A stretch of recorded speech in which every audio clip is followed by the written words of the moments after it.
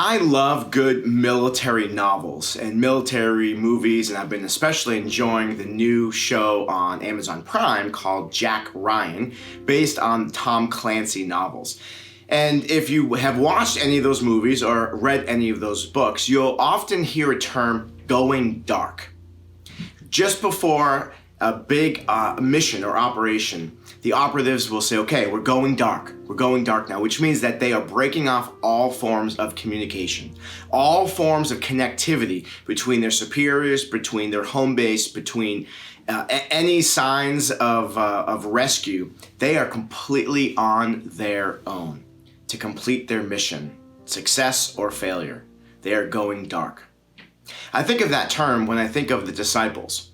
That first Holy Weekend, their friend, their leader, their mentor, Jesus, had just been crucified. And in fact, when he was on that cross, Jesus himself felt disconnected. He said, my God, why have you forsaken me? Why have you abandoned me? And scriptures say darkness covered over the entire land. Then Jesus died. The story was over.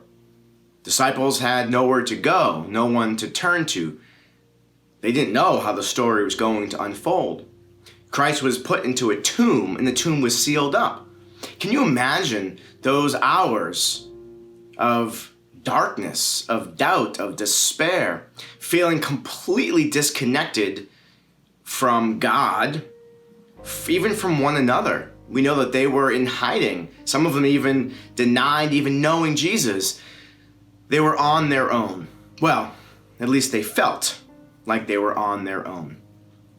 So today is Holy Saturday, also called Silent Saturday. It's a day where we remember, we try to enter into that story, enter into the thoughts and the emotions of those followers of Jesus, those early disciples.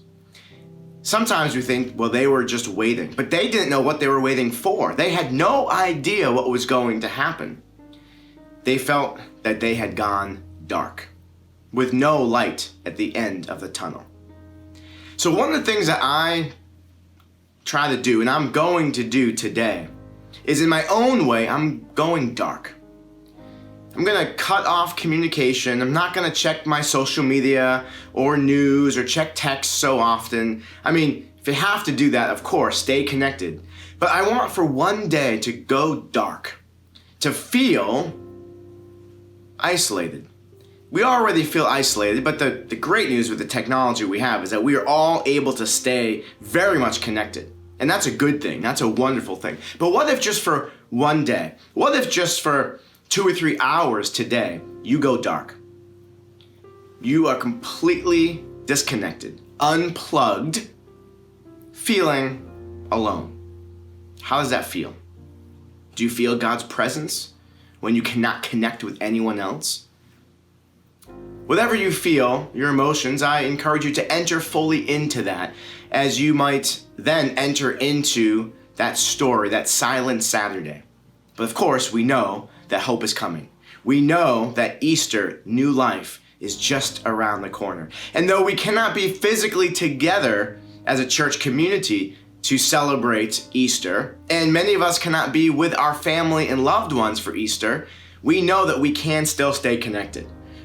You can make a phone call, send a text, you can Zoom, FaceTime, Skype, and that's a wonderful thing to be able to look forward to tomorrow, let's say, after we've gone dark for a period of time. So enter into the darkness, enter into the doubt, to the despair, to the loneliness, to the isolation. It will make our celebration of Easter, and it will make our reconnectivity all the more special, all the more meaningful, all the more life-giving when we do that again tomorrow. So God be with you, and know that God is with you, even if it feels like you've gone dark, even during this silent Saturday.